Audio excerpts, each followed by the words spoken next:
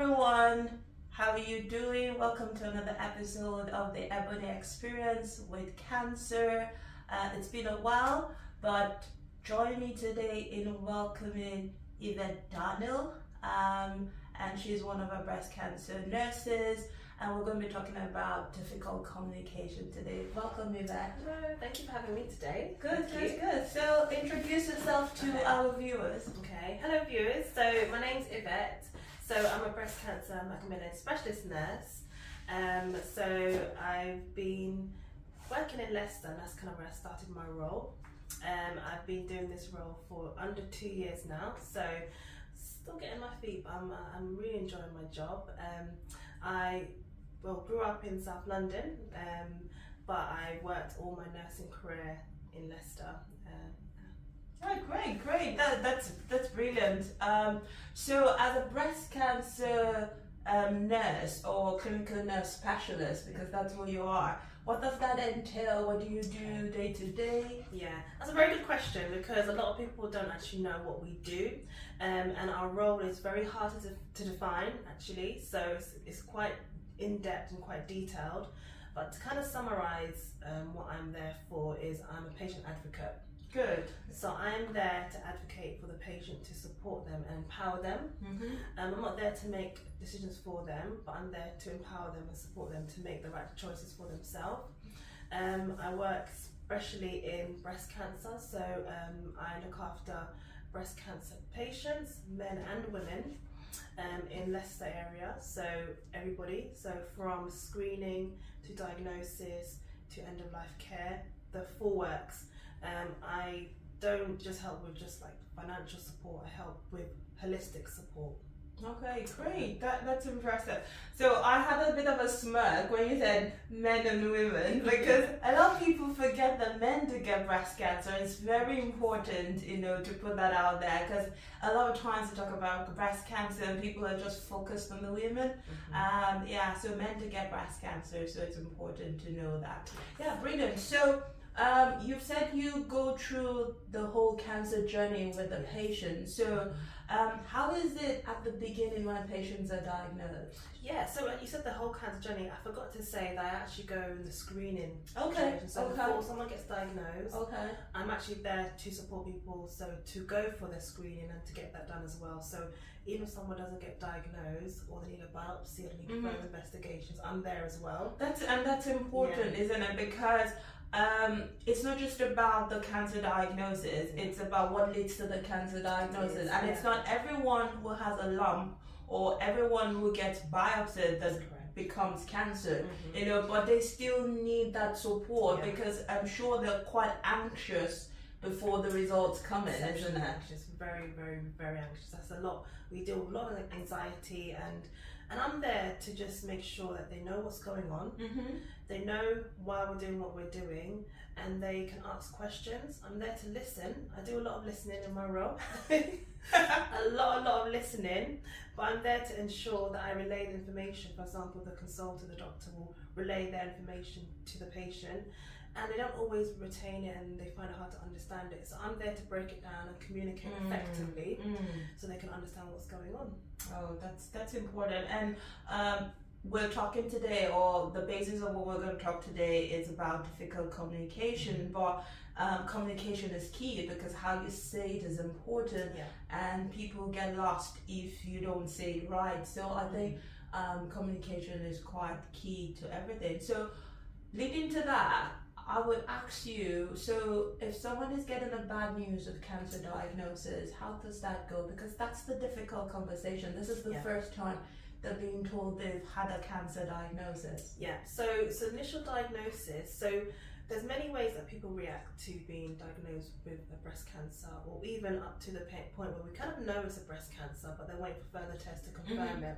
So the initial, what we call a warning shot. So we always try to give them a warning shot that actually this is looking like it might be a breast cancer. Okay. So we give them the heads up. At the stage of telling them the final biopsy is confirmed that it's a breast cancer, they go through shock, they go through a lot of disbelief. a lot of times where someone's diagnosed with breast cancer, there's no symptoms.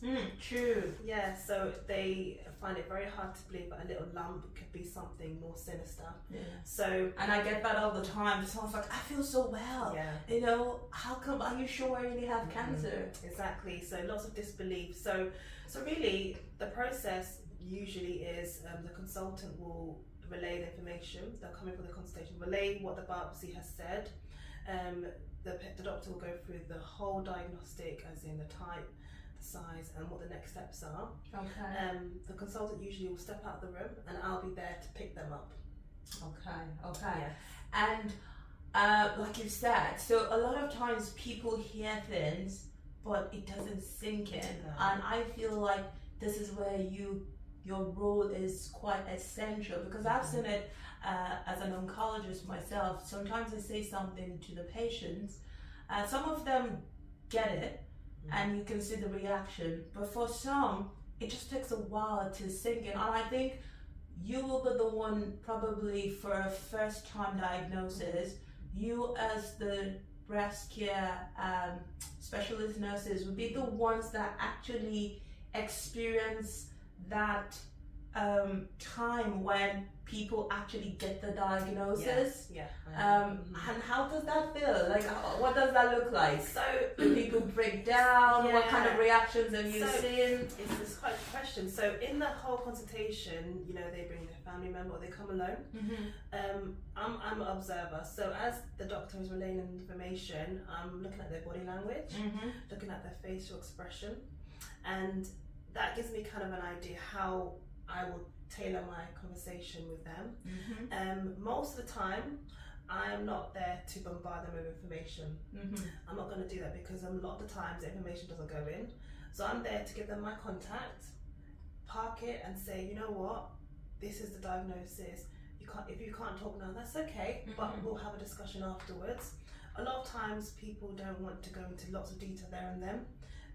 So I'll give them my contact and I'll speak to them afterwards. But really, I'm there to ensure that they know the details.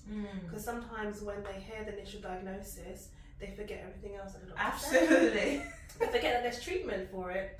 They forget that cancer is not a death sentence. This is so important. Yeah, that's the one thing. That's the main thing that I break down. I'm saying this is not a death sentence. You have treatment, you know. So I always want them knowing that they'll come back for treatment. This is not the end, basically. Okay. Yeah. You know, and you said something. Cancer is not a death sentence.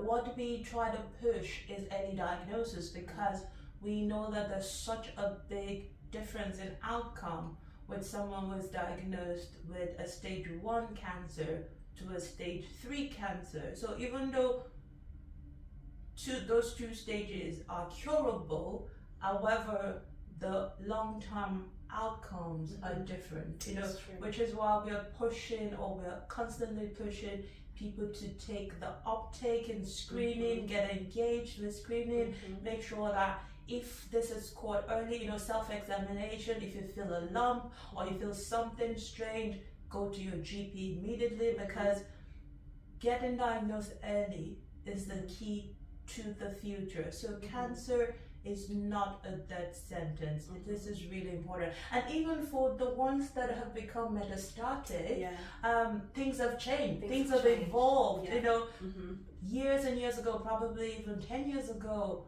probably that would be a death sentence. But we're moving closer and closer to where metastatic breast cancer will become a chronic disease, you know. So I think it's very important, because fear is one of the things that allows people not to engage in, isn't it? Because I've heard this thing constantly where people say, I'd rather not know. But I'm like, if you don't know, it's not going to disappear, isn't it? It doesn't disappear. I spend a lot of time breaking down myths. So a lot of time when I have patients who are in disbelief or they don't want to do anything about it, you know, it's knowing where they're coming from and the place of fear. Why are they fearful? Have they had really bad experiences? They always think that one cancer is the same as every other cancer. True. They had a friend with pancreatic cancer and this happened or that happened. So it's ensuring where I know where the fear comes from, building a rapport with the patient and just explaining to them and just empowering them.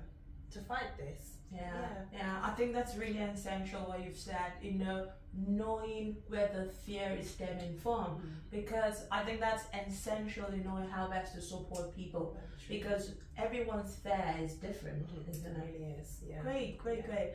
And so the next question for me is, or the next thing I want to know, I'm curious. So like we said, every fear is different, and it's all based on people's ethnicity, people's culture, people's background. How do you feel the conversations are different when it's with a black person versus a white person? Have you experienced that? Yeah. So my mum's Jamaican, my dad's Ghanaian. Okay. So I'm very cultural. I've got a lot of family members, who are black. They're born and bred in Africa and the Caribbean, and obviously I've got a lot of family in this country as well. So different black people, and obviously in Leicester it's multicultural. Absolutely. So we have all sorts of races in Leicester, and I come across a lot of different cultures. And coming across, black people in Leicester, or dealing with patients who are black, I do find the biggest difference, again, myth busting. So breaking down the myths, and culture is amazing. I love culture. I'm not saying breaking down the culture, but it's just ensuring that we are empowered, and knowledge is power, and knowing that you can. Your culture's amazing, but don't let it stop you from really holding on to knowledge and holding on the best way to survive and look after yourself. So I spend a lot of time with them, particularly breaking down myths, ensuring that they know that their parents never had a mammogram in their life because a mammogram was more problem for them, but actually no, mammograms save lives, and they need to step out of it. And maybe the previous generation, had a lot of words that maybe they remembered, and a lot of things that made them be fearful and not want to go to the doctors and not want to get help. But I'm there to hopefully relate to them, because I understand where they're coming from, and I have people like that in my family as well. But relate to them, but say actually no, you can get treated, you can have chemotherapy, you can live a good life, and these treatments out there are to support you and help you. Absolutely. So it's interesting you've said that about culture, black culture, because when I do my awareness, my educational about breast cancer for black women, these are the things I started. Yes. So I start with myths, because there's so many myths in the black culture. People don't want to hear the C word at all. Nobody wants to hear cancer, because they feel like once you speak it, that it's going to manifest. Once you don't say it, doesn't come to you. Some of them feel like it's voodoo or juju, 100%. So people are scared to talk about it, and these are the myths that I try to break down. Some people feel like, it doesn't happen to young people, and unfortunately we know that the most aggressive type of cancer, which is the triple negative breast cancer, is actually more common in black people. It really is. And we have data to suggest that breast cancer in black people is actually more aggressive, and it's caught in the later stages. So, which is the reason why I usually start these things with busting these myths, because they're really, really important. So, apart from approaching it in a myth busting way, are there any other things you do for a black person that might be different from a white person in communication? Okay, because also I'm a Christian, so I do also find that a lot of black people are religious. Absolutely, it's culture. Black people and religion. Exactly, it's culture. Yeah, so like 99% of them believe in God or in God. Or a God. Yes. So like a higher power or something. So a lot of times I do find that that's a big factor in decision making, which is not a bad thing, but sometimes it can be to the point where they might not be telling their religious leader that they've refused chemotherapy, because they can get rid of the cancer through prayer and fasting. again, you know, there is a place for that, but it's very important. I always say to them that, you know, yeah, I'm a Christian, I relate to them, I believe in God, but God uses doctors and nurses. Absolutely, absolutely. Yeah, so again, it's knowing where the decision making is coming from, who are they listening to, and I just try and relate to them and be like, I know, you know, you believe God is real, and I know you've got this strong, like a very strong religious background, because Caucasian people don't tend to have quite a strong foundation, so true. A lot of them have that, and I just, you know, I relate to them with that, but I do say that, you know, we're here to help, and God uses us to help you. Absolutely, absolutely, that's really, really important. So I know that you're the only Black breast cancer clinical specialist that we have here in Leicester. And I know the buzzwords nowadays is diversity, inclusion, equality, but I feel that especially in oncology, there is no diversity. Especially, like, I struggle when I go to meetings. I you know, initially it used to bother me, it doesn't bother me now, but I used to be the only Black person in meetings, or I would be the only Black woman in meetings. If I go to an investigator meeting, people don't think I am a principal investigator. They just assume I'm either an assistant or a nurse, and then once I walk into the investigator room, everybody's like wondering, what am I? Did I miss my way? You know, and I think it puts a lot of pressure on you as a Black person, and I would say that you might feel the same way. Yes. So my whole nursing career, because I studied in Leicester and I work in Leicester all my career. I've always been the only one, you know. I've always been the only one, and where I am currently, you know, the only breast cancer nurse specialist, doesn't make sense, does it? Absolutely, because Leicester is such a big migrant. You know, it's such a migrant population, and not just even Leicester. You know, the UK in general.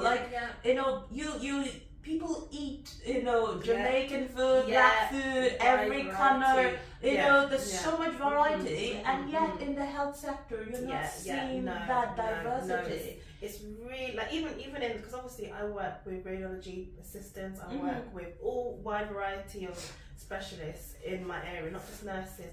There's not many of us, you know. There's not many, and it's strange to see. But you know, the team I work with is very good. They're very supportive, but you know, it needs to change. Absolutely. Because I know a lot of nurses who are not specialised who would love to work in a specialist area, breast cancer area or oncology area, but they just, I don't know why that is.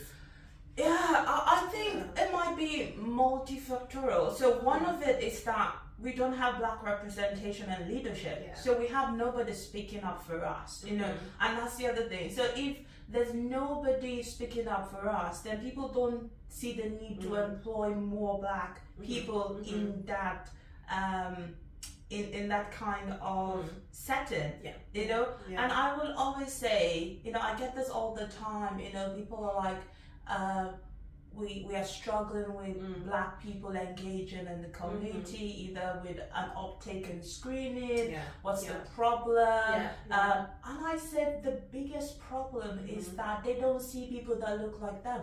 It's so easy to talk to someone who you feel gets you, you know, because they can relate, they have similar backgrounds, you know, you've talked about religion, you've talked about myths, these are things that you would help.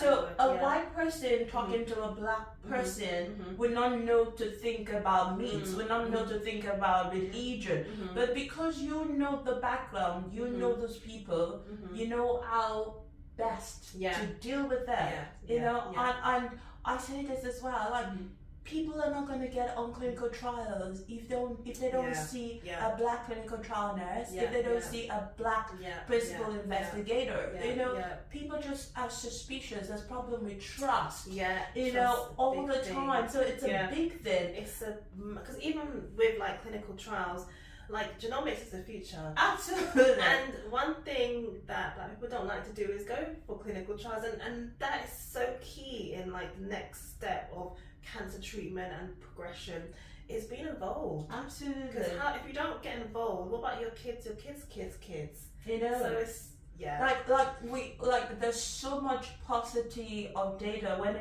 regarding African ancestry and things like that. You know, pharmacokinetics is so different based on ethnicity and race. You know, and this is very important. A lot of medications or drugs in the oncology setting has been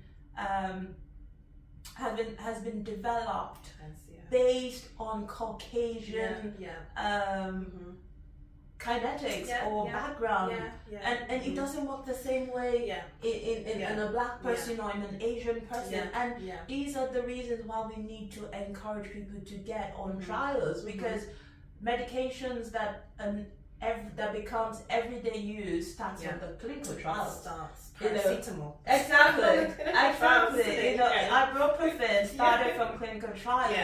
So Herceptin started from clinical trials, and now it's everywhere. You know, so things like that are really, really important when we're talking to patients. You know, so.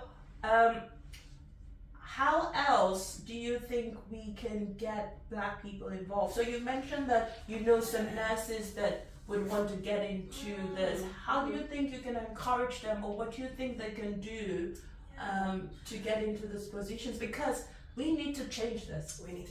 I think the fact that I got into this role is because, you know, my mum had breast cancer, and I saw the support that she got. You know, she didn't have any Black nurses or things like that, but the support she got was exceptional, and I wanted to be a part of that, and I wanted to make a difference. And I think it's just Black people realising that, you know, cancer doesn't discriminate, and it's important to go in all the specialities, make sure you represent your people, and you're qualified. Knowing that you are qualified already is something that you really need to do, because you are qualified. You have a good foundation of nursing skills. You know, you don't need to stay where you are and just graze. You can always aspire to do more. Be a nurse practitioner, work your way up. And maybe like it's because people don't want to fail, maybe, or they're worried that they'll get discriminated against, which happens. Yeah, I've seen that as well. So it's interesting that you've mentioned perception and failure, because these are things I hear from people. So a lot of times, for whatever reason, like Black people are actually one of the most read people. One of the most ambitious people. 100%. If you're looking at people who have the most higher degree, they're usually Black people. So I'm not sure where that lack of self-esteem is coming from. I know there's a lot of systemic discrimination, and I have experienced it. You know, for example, you're going for a grant, you know, because there's no representation on the grant committee or whatever.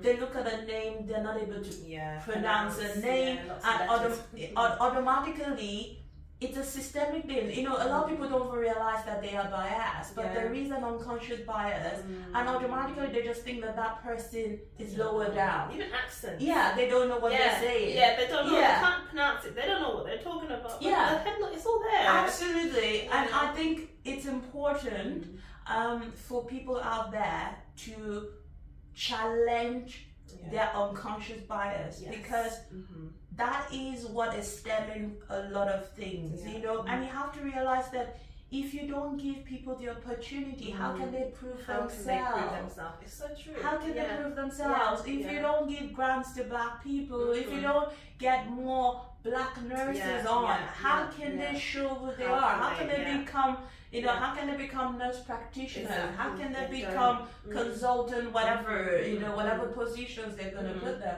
It's only because they've been given the opportunity, you know. And we do talk about white privilege, and people tend to push it away, but that's the honest truth. So if we took 10 names just by name, and we asked people to rate people's names just on their names, I'm gonna tell you, every person's names that sounds white is going to go way up Wow. before someone who they can't pronounce or they're not sure about the origin of the name. So I've had a few black friends who have enjoyed that privilege in terms of having whitish names. You know, so a lot of times they've gotten through the huddle, and it's only until they get on that day that they realize, you're not white, okay, you know. But I think we need to challenge the status quo. And the truth is that if you want more black people on trials, or you want black people to engage, you know, with the community, go to their GP if they're worried, want to be heard, get engaged with screening programs, not just breast cancer, but any screening program at all, and you want to improve their outcomes, then you need to speak the language that they understand. And one of the language that they understand is seeing someone that looks like them. Exactly. It's like when we do like screening, like the pictures of breasts are not all white. Oh my god. There are different coloured breasts. I which know. is nice to know. Little things like that make such a big difference. Seeing a breast that's black. And seeing what a black breast looks like where there is a little bit of a pink black breast. You know? And people have missed, because I've had people who went to their GP and their GP missed a diagnosis of breast cancer because it just didn't look like what they were known, you know, what they knew, you know, and that's very important. You know, there needs to be good representation. The medical books never really showed us what a breast cancer in black person looked like, you know. Talking about that as well, you know, the prosthetics that you give to people post mastectomy, you know, it's only until recently that you started to have skin tones. It used to be just nude. It just used to be nude or white, but it's not nude for you if you're black, isn't it? So, you know, this kind of things and representation is important. We just mass produce things. We don't realize how much it affects people. We need to be more conscious in our thinking and more inclusive, because people just use that buzzword now. It's a buzzword. Oh, inclusion, diversity. But the person who is getting the grant for an inclusion and diversity grant is not a black person. So what's the point? You need to really, you know, you need to, when you say something, then you need to own it. You need to own it. You need to own it. It's so great. We've had such a lovely discussion today, and I just really want to end it by asking you, and I want you to empower black women out there, because like I said, early diagnosis is important, but not just early diagnosis. The fact that 40% of cancers are preventable by just living a better lifestyle. So I would want you to encourage someone, anyone whom to talk about going not just for screenings but living a good a healthy life, but also to anyone who might want to be where you are, how they potentially could go about that.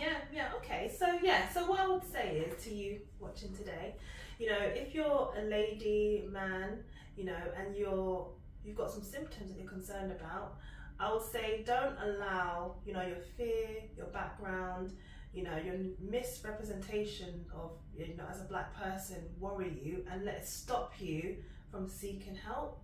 I would say that if you have a concern, a lump, you know, nipple discharge, look, there's many things out there that you're concerned about or you're worried about. It's so important to seek help as soon as you can. You know, don't just put your head in the sand, you know, and use all your other methods to get through it, but please just seek help, you know, and get someone to have a look at it and ensure that it gets looked at as soon as possible. It's important that early diagnosis is the prognosis is so much better. So it's important that you do it for yourself, that you actually seek help as soon as you can. And I would also say for someone who, you know, is looking to get into this field, you know, breast cancer nurse specialist or any specialist at all, but specifically breast cancer nurse specialist role, I would say look at your past jobs and look at your experience, and I think most of the time you'll realise that you're qualified enough, you know, you're caring, you're a nurse, you've been a nurse for at least a year or two, you know, you're well qualified, why not try and apply? There's only so much that people can say no to you. Apply for the job, speak to someone that you see who's also black, who's also in a similar role. You know, drop a little message below, you know, number will reply to you, but just apply, yeah. Don't feel like you can't get into the role because of the way you look, because they need to listen to you. You know, discrimination does happen, but we need to break through this. And the only way we can is through representation. If you're not there, how is that other person going to see and want to follow your role if you're not there? So I just would say, please apply, keep on going, and don't allow it to stop you. Yeah, and would there be any websites that you would signpost people to for more information? So I would also signpost people to Macmillan, because Macmillan is a great website. Macmillan is also very good for teaching nurses and learning about different ways to communicate, learning about difficult conversations. It has a good resources page, so I would look at Macmillan. And breast cancer specialists, I would always say Breast Cancer Now is a very good website. They're very, very, very, very good at representation of different coloured breasts, what to look out for. They have really good videos on there, really good like diagrams. So Breast Cancer Now and the Macmillan website, I'll say those two are my top websites. Well done. So I really want to say thank you for coming today. Like I'm really glad, because I feel we've had a robust discussion, and you know, these are things that affect people day to day, and it's important for us to know how best to tackle this. So I really want to say thank you for coming. Thank you for doing this. It's important. No one else is going to do it. Someone has to, isn't it? Thank you. So I really want to say thank you to our viewers for staying with us today. Like Evette said, please do contact us if you have any questions. I will be putting the websites that Evette has mentioned in the comment section as well. And if you have any questions, please contact us. Until next time, have a lovely day. Bye-bye. Thank you.